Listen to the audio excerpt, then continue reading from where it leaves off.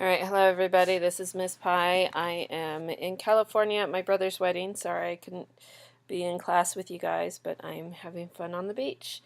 Alright, so this is a review for our vectors unit, and I'm going to go ahead and introduce the project that you're starting on Monday.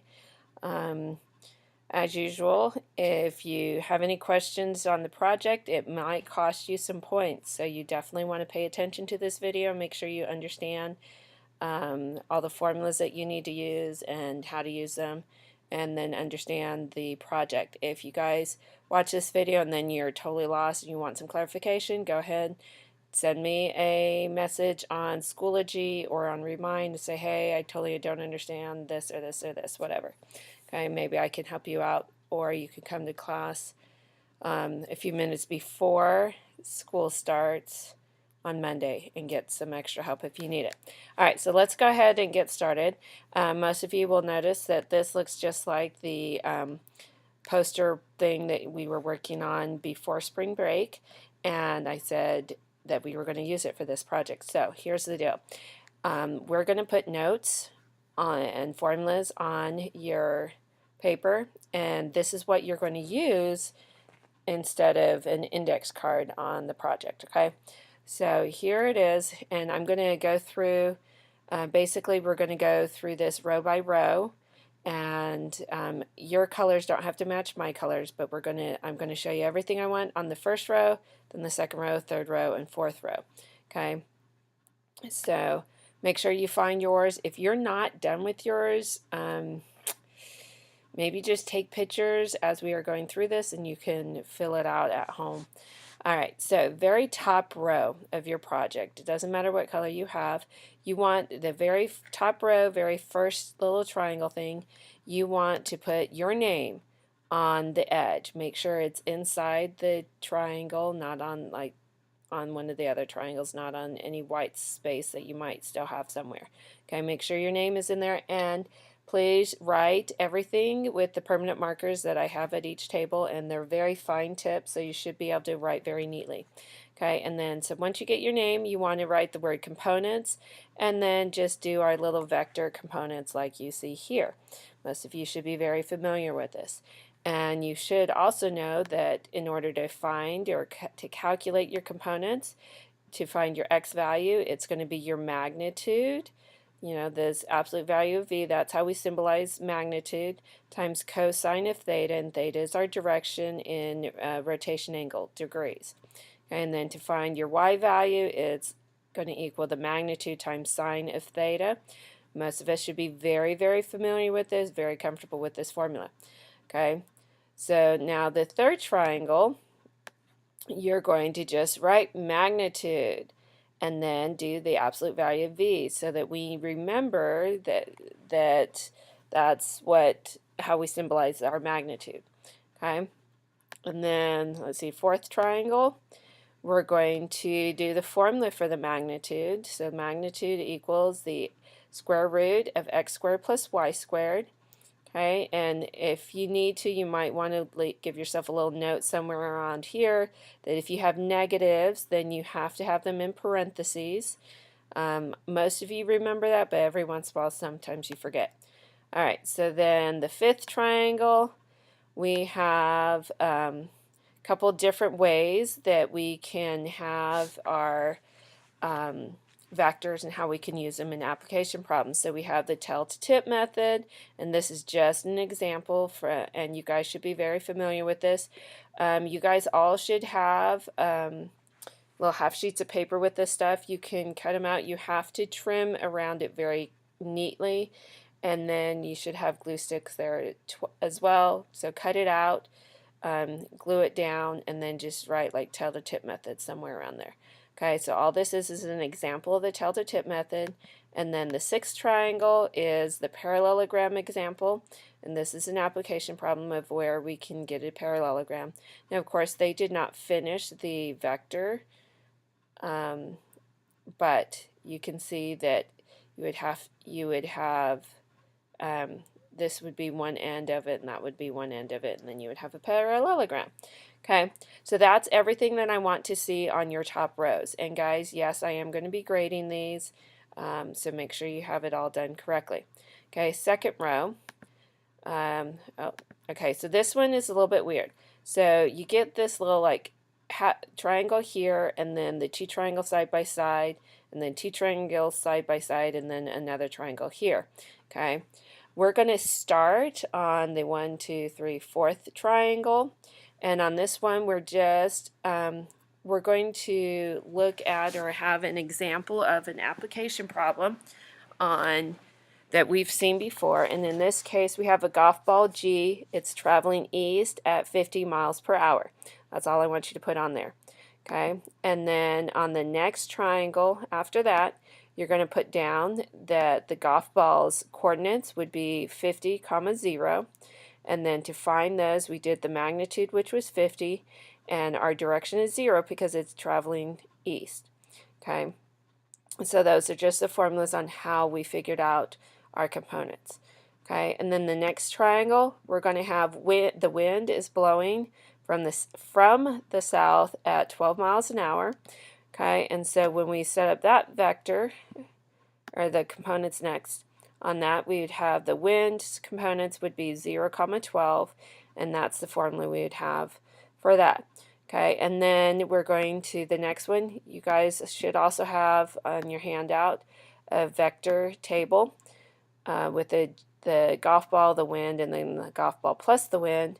Okay, and you have the magnitudes and the directions of the two vectors, the components, and then you add the two components together, and you have 50 and 12, and then you use your inverse tangent formula to find your direction and your square root of x squared plus y squared. In this case, it's the square root of 50 squared plus 12 squared to get that. Okay, and you guys can calculate those on your own calculator if you want. It's kind of hard to see this. I believe that's 13.5 degrees, but you guys might want to go ahead and check that work for me. I'm pretty sure that's 13.5, but it's really hard to tell right now.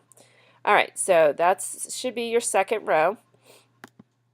Okay, for your third row, this whole row is all going to be about direction. Okay, so in the first triangle, you just write the word direction, and there's a couple different ways we can have directions. We can use the rotation angle where we have an x and a y axis, and with rotation angle, you can have negative degrees if they go clockwise, or you can have positive angles where if they go counterclockwise. Okay, with your bearings, you have just the compass rose north, east, south, west, and you're only going to have positive angles with the bearings. You'll never have a negative angle.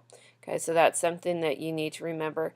If there is space on some of these triangles, you might want to add that note that bearings will always be positive, but rotation angles can be negative or positive. All right, so that's the first triangle, and this is, again, hopefully everybody's keeping up with me. We're on the third row. Okay, the next triangle, it's inverse tangent of your y value divided by your x value. And, you know, if you wanted to, you could put that note about the bearings right up here. It's close enough that you can find it, okay? So that's just our formula to find direction. And then the next triangle, just a reminder that if x is negative, then you're in the second or third quadrant and you need to add 180 degrees to your direction. Okay, that's a huge thing on my project. I cannot tell you how many of my students mess up because they forget to add 180 degrees when their x value is negative. All right, next row or next one, go ahead and cut out that compass rose. And you're going to have to cut really close and then glue it down. And then what I want you to do is label your angles that are the north, east, south, and west, and also the midway points too. Okay, so if you remember from the video from last weekend, and notice this is our B for our bearings, and in your bearings, north is 0 degrees, and it's going, bearings go clockwise like this, and we start at north at 0 degrees. East is 90 degrees, so halfway between north and east is 45 degrees. And then south is 180 degrees, and halfway between east and south is 135 degrees.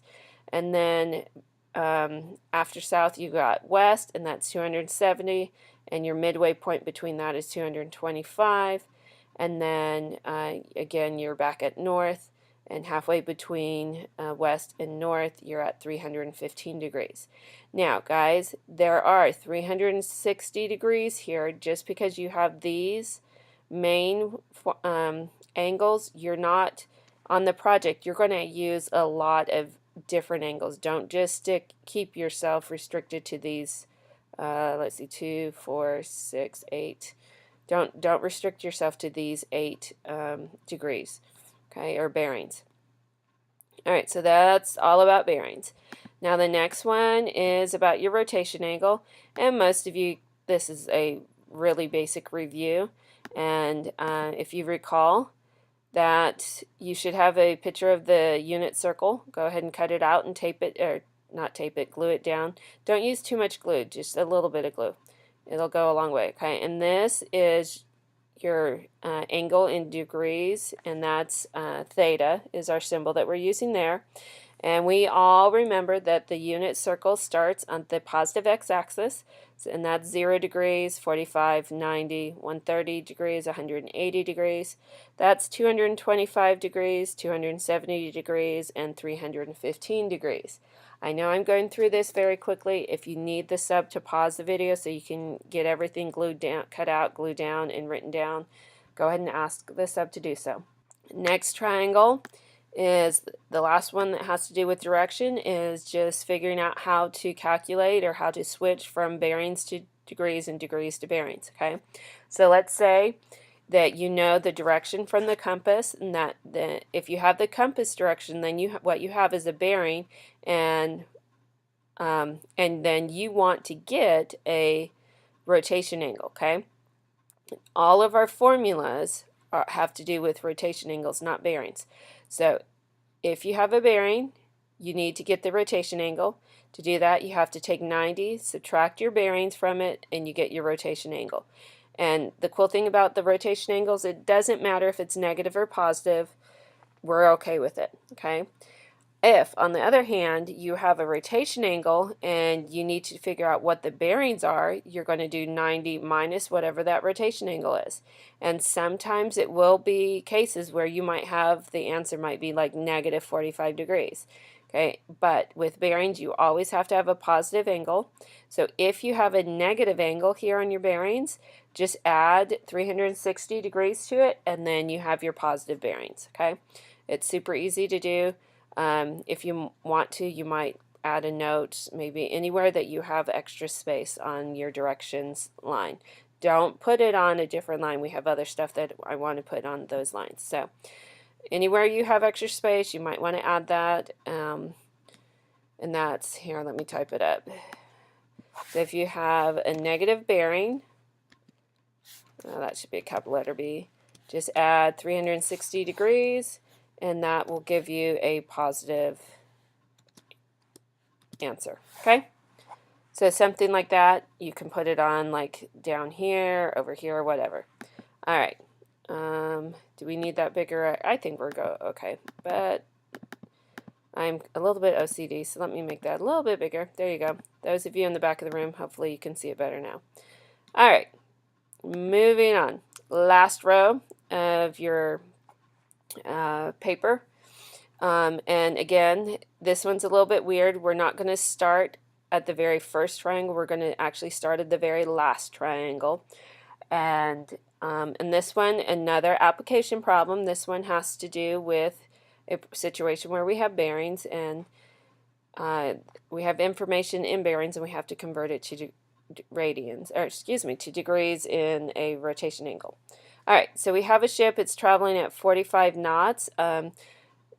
Just in case I haven't told you yet, knots is shorthand for nautical miles.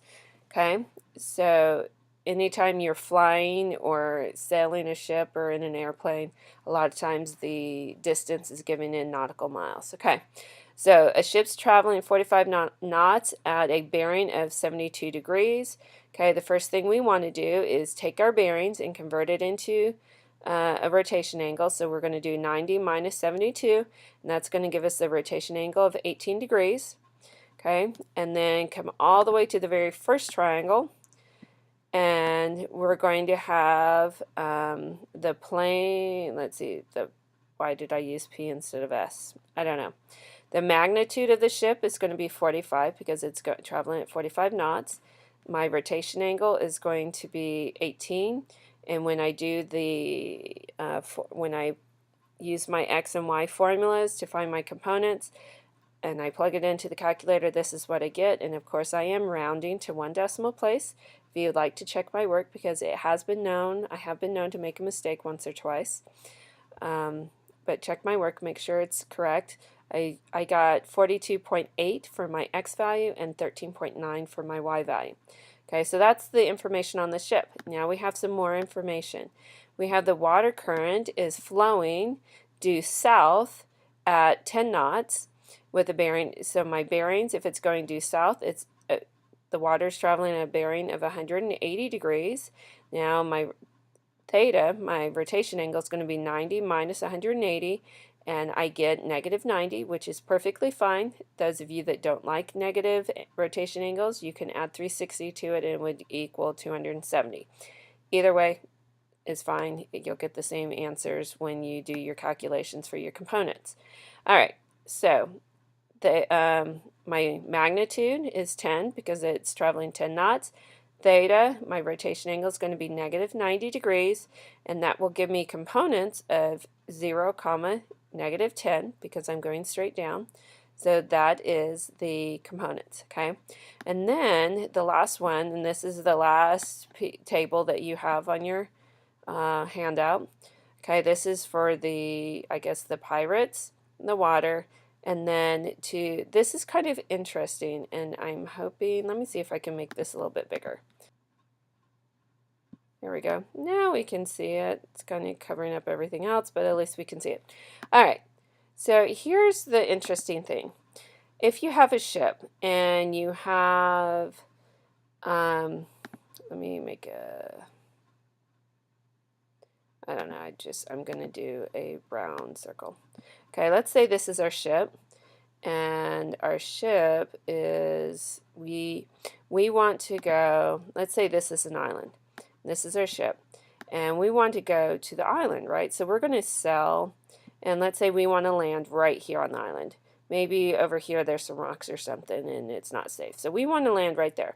So our ship, we're sailing this direction. We're sailing and we're sailing and we're sailing, right? But the water is going to push us, let's do a line. Our water, let's say our water is pushing us this way, okay? And so if we're over here, and if we're sailing in this direction and the water pushes us south, we're going to end up, our ship is going to end up way down here, and we'll end up, you know, being shipwrecked, hitting the rocks, and we're all dead, okay? So the interesting thing about the ship is that if we want to go in this direction and the water is pushing us down this way, then we need to actually subtract the force of the water so that we can find, so that when we are sailing, we're actually going to sail this way, and then as the water is pushing us down, we get exactly to where we want. So we have to subtract the force of the water to figure out the direction that we're going. Okay, so notice right here I have the ship, or the pirates minus the water. I'm subtracting the effect of the water to figure out what direction I need to sail the ship. Okay, so here we notice the 42.8 minus 0 is just 42.8. That doesn't change. But then the 13.9 minus negative 10 gives me 23.9, okay? Because I'm subtracting a negative number, ended up adding it. All right, so and then I do the component and I get 29.2 degrees for my angle. So now instead of sailing the ship straight to that and having the water push me down and we all die, we're going to sail at this angle. The water's going to push us down, and then we end up landing exactly where we want to be. Okay, so that's what's going to happen to for the direction. Okay, But let's say I'm the person that has to calculate how much food we need on the ship, because I need to know how long. So I need to know how long it's gonna take for the journey, and for that I need to have an idea of how fast we're going to be traveling. Well, the water affects the direction negatively, but it affects the speed of the ship positively. So to calculate the speed that the ship is going to travel, we're going to add the effect of the water. So yes, I know that here we subtracted for these components, but we're actually, when we're trying to calculate our speed, we're going to have to add the water. So instead of having 13.9 minus -10, we're going to have 13.9 plus -10, which ends up with our y value being just 3.9. Okay, so this is a little bit confusing for some of you. I really hope it's not confusing. Too bad. I hope you can kind of understand the concept of why we need to subtract the force of the water when we're looking for the ship's direction, but we need to add it when we're trying to figure out how fast the ship is going. So the components for when we're looking for the speed of the ship, it's going to be 42.8 and then 3.9. Okay, those are our components for for when we're looking for the speed of our ship. And when you calculate that out, you end up with 43 point something. I don't remember what the point something was. Okay, so what we find is that we have to sail off course when the direction that we're going. We're going to be a little bit off course, but the water's going to push us there. And then also, even though the ship can travel at a speed of 45 knots per hour, the water's actually going to slow us down, so if I'm the person stocking the food, I need to plan extra days, because the water current is going to make us travel slower than what was originally predicted based on the size and shape of the ship. Okay, so this is a huge thing that you need to remember. Some of my students who took me last year and are taking this semester again, they didn't see this last year, mainly because I didn't point it out to my students, and mainly because I thought that it was a little bit too complicated of a concept for them to do. But you guys, I think you can handle it. I think you will be able to handle it just fine. I'm trying it this year, and guys, I will be honest, if you need me to repeat this whole scenario on Monday, because it was a little bit confusing, I will repeat it and I won't dock off points on you. All right, so that's the last row of our information and our notes that we're going to be putting on this thing, the poster thing. I will probably show you how to tape it all together and manipulate it. It's pretty awesome. Starting on Monday, it doesn't take very long to tape it together.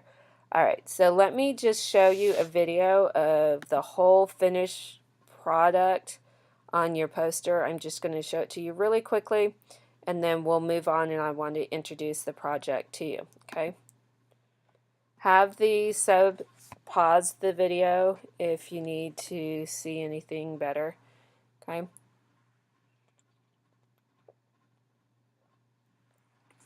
Alright, it was a very short clip. Let me go ahead and close that and pull up my thing again. Alright, so that's how to fill out all the notes. Let's go ahead and talk about this massive project. I will tell you, this is probably the funnest project that you will ever do in my class. Most of my students, when it's time to stop doing the project, they are a little bit disappointed and they want to keep on going. Especially the groups that manage to outrun the pirates. That's a lot of fun. All right, so here's the whole scenario. I'm going to have all the tables set up like it's an ocean, and you're going to have islands, and you're going to have a ship, and it's going to be an origami ship. It'll be really cool. But you also have pirates on the table, okay?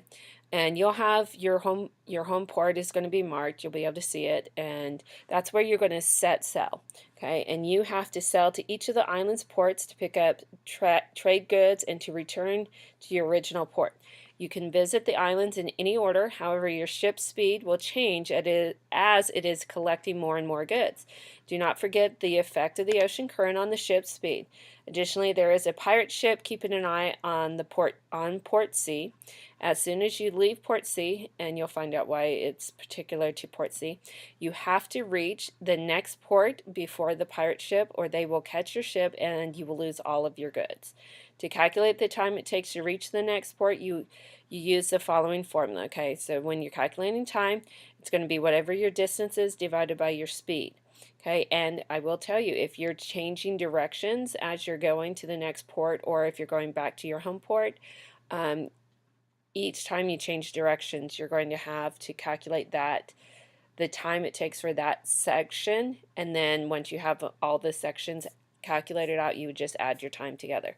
Okay, so here's the deal. If the pirates reach the next port more than 15 minutes before you, then they will capture your ship and steal all your goods. Okay, so that kind of gives you an idea. You don't actually have to reach the port first, but you need to be, if the pirates are more than 15 minutes faster than you, then, or like their time is more than 15 minutes less than your time, then you lose. Okay, and you'll have to recalculate. And the reason why I do that is because if you're close enough to the port, I guess historically, the ports would have people watching the ocean, and if they see a ship running as fast as they can and they see a pirate ship chasing after them, they would actually send other ships out to go protect them and kind of drive off the pirates. So if you're close enough to the port, even though, yes, the pirates might be faster, if you're close enough, then the people on the island will come out and rescue you and save you. Okay? So that's why you get a little bit of leeway there. All right, so here's some more information that you need.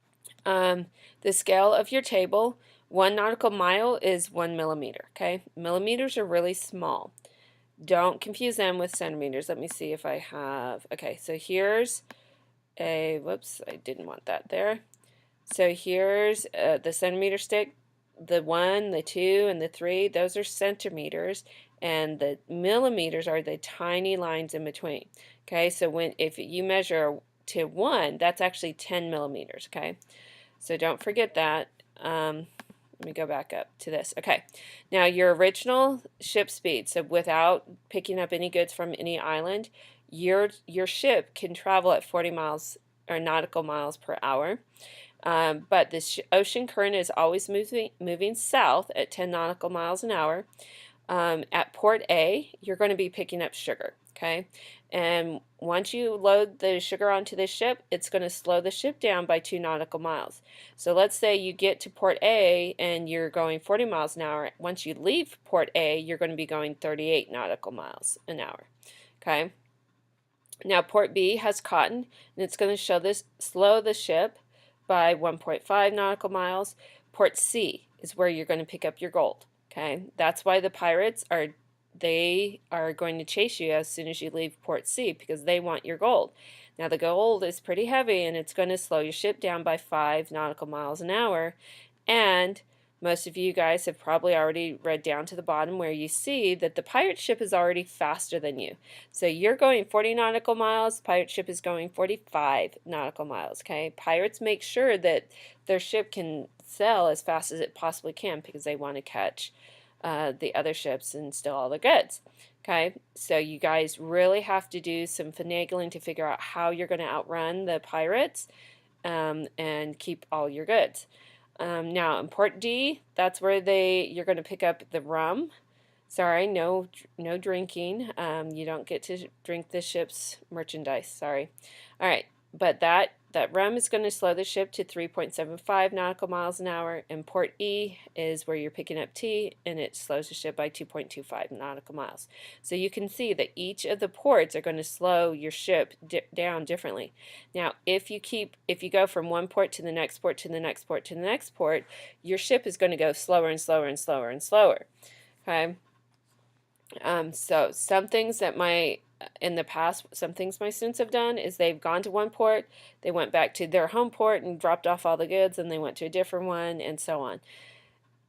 It's possible you can do that. It is extra work though, okay? So just FYI. All right, so now here you go. During your voyage, you must fill out the ship's travel log. Every time you change directions, you must fill in the navigational bearings, rotation angle, speed, and the distance you traveled. If you reach a port at the end of this section, please note which port on your travel log. Hint, you will need to set up a vector table to calculate the speed of the ship with the current, okay? So, hold on, let me look. So here's vector tables like this, and I probably should have covered up all those answers, but I'll go over them with you. Okay. So you're going to have tables to show all your work, and you will be turning those in. Don't just throw them away. Here's how you're going to be graded. For each port that you visit and you record everything correctly, you're going to get 15 points. And then you'll lose points if you mess up some places. Okay, if you can make it back to your home port, you get 25 points. And then if you can outrun the pirates, you get 10 extra points. Okay. All right, so let's look at an example. Now that your table is not going to look exactly like this, but this is what it could look like. Okay. Now notice, let me move this. Notice that you have this red line here, and then you have this blue line, okay? And you're going to have like a dock on each thing. So you can't just like sail from the island from over here or whatever, because most of the time the island would have a cove, and that's where all the ships would sail into it and everything, okay? And also, you're not going to be flying over an island. You cannot just go from one dock to the next dock and just cross over this island. That's not happening. You have to actually sail around it, okay? So this is a no-go, and I will know if you do that. I actually do have an idea of my students that try to do that all the time, and they will lose 15 points if you do that. So don't do that, okay? You have to actually sail around the ship, or excuse me, around the island. Okay, so in this case, if you look here, it looks like it's about 33 millimeters. So on the ship's log, you'd have to travel for 33 millimeters, okay? And then you would have to change directions and sail this way. And we'll look at that in a little bit. Okay, now your ocean's current is always going south at 10 nautical miles an hour. And notice that I have this compass here. Okay, and the reason why I put this here is because to kind of give you an idea of the orientation, okay? So now, because I don't have a real compass right in front of me and on the computer, we're going to just look at it and say, hey, that looks like I'm going northwest. And northwest, let me see, was what's 270, 360 minus 45, so that's what, 315? So it's a bearing of 315, okay? So in this little section right here, I'm going to go on a bearing of 315 degrees, okay? So that's my bearings, but then I need to convert it to a rotation angle, so I'm going to do 90 minus 315, and so I get negative 225. For those of you that are scared of negative angles, you can just add 360. You don't have to, but you can. It's totally up to you. Okay, so for your rotation angle, your direction would be 135 degrees. Okay, and so on your table, notice over here, you don't see any of that information. Here's the reason why, and I'll show you in a second. And I will say, yes, I do recognize that I put 45, magnitude of 45 instead of 40. Sorry about that. I was thinking I was the pirate ship. Okay. So you would normally start off with 40, magnitude of 40 nautical miles there. All right, so I went ahead and just did my positive angle here just because, and I do the calculations. Let me see, where do I do the calculations? Oh, I did the calculations over here. 45 cosine 135, and I got the negative and then positive here. Okay, so you can see where I got my components. And then the ocean's current was magnitude of 10. It's going straight south, so it's negative 90. And then I get this, okay? So then I am, to figure out the actual rotation angle direction that I'm going to go, I did 127.3 degrees. because we are subtracting, and when I subtract I end up with 41.8 for my y component. Okay, and I do inverse tangent right here, and notice that I didn't just type in 41.8 and negative 31.8. What I did is I went up on my calculator, highlighted these, put them down here, and then I think I just changed the 3 that was here to a 4. Okay, it's pretty easy. And the reason why I did this is because I want my answer as accurately as possible. Okay, and so I get that. Now remember, if your x value is negative, you have to add 180. And so that's how I got a angle of 127.3 degrees. Okay, so on my table, my rotation angle is 127.3 degrees. So let me do it this way. Let me show my work here. Sorry about this, guys.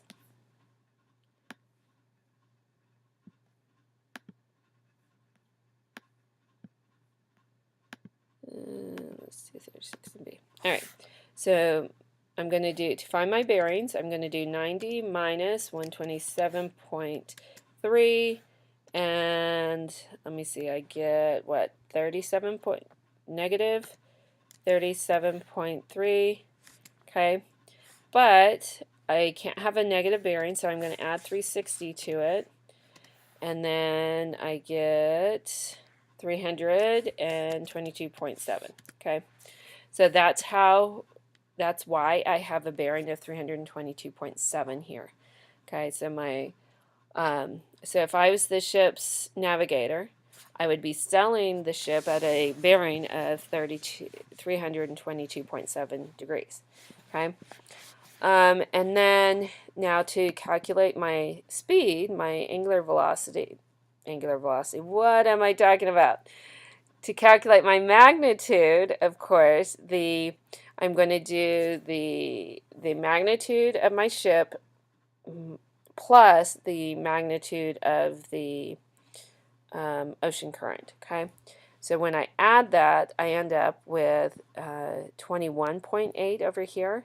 So when I square root the 31.8 squared plus the 21.8 squared, I get this. Now, most of you might say, hey, where's your negative sign down here? The reason why I didn't add my negative sign right here was because it's going to square and it's going to disappear. So I don't worry about my negative sign right there. Anyway, so now my magnitude ends up because the ocean's current is pushing on the ship. Let's look back at the picture. So the ocean current is pushing this way, and so it's actually going to slow the ship down. Okay, the ship's trying to go this way. It's kind of fighting the current a little bit, so it is going to slow down. So instead of traveling at 45 nautical miles per hour, I'm actually only traveling at 38.6 nautical miles an hour. So the person that is the person planning how much food to load on the ship needs to plan for extra food, because we're only going to be traveling 38.6 nautical miles an hour. Okay, and it's going to take me longer to get to the next port. Okay, so that's how you would fill out the ship's travel log. Okay, now some of you might be thinking, why the heck do I have to fill out this ship's travel log? Believe it or not, the ships always kept a very precise travel log, mainly hundreds of years ago, because they didn't have GPS, they didn't have maps. But even today, you have people that keep travel logs, and they know the current and the distance and the speed of the ship and everything. They keep all of this information. And then because we didn't get to a port, I'm just going to leave this blank. And like if we look at our example, after I do the next one, then I would get to port C. So after I did all this next line, then we would arrive at port C, and then I would put a C here because we got to port C. Okay, so that's pretty much it on the travel log.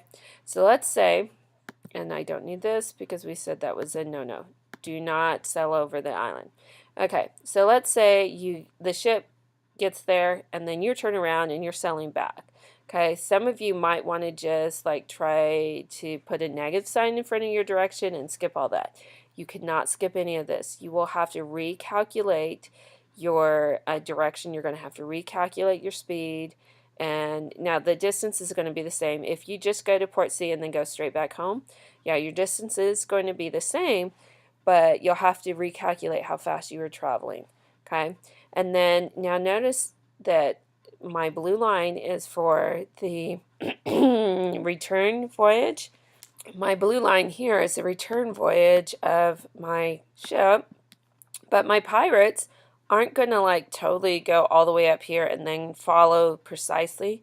Notice that this pirate's route is a little bit different, and it's going out here, then it's turning and going this way. Okay, and so their path is totally different than your path. You will have to calculate the pirate's path as well as your own.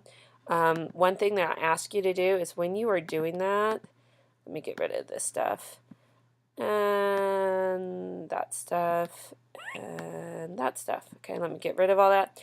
When you are calculating your pirate's path and direction and everything, maybe like on the bottom of your ship's log, you might just like write pirate on the side, pirate's log, whatever it is. Okay, so I know that, hey, whoops, I know that this, the bottom information is the pirate's log information, okay? And when you calculate your distance and speed and time and everything for you versus the pirate, please show your work so I can give you credit for it. All right, so that's the project. You will, believe it or not, you're going to have a lot of fun with this. But you're only going to get like 3 days next week, okay? All right, so hopefully this will help. I am going to post this video on YouTube probably sometime this weekend, so you can watch it again if you need to. And for those of you that don't have your what projects, the poster things done, you can do them over the weekend.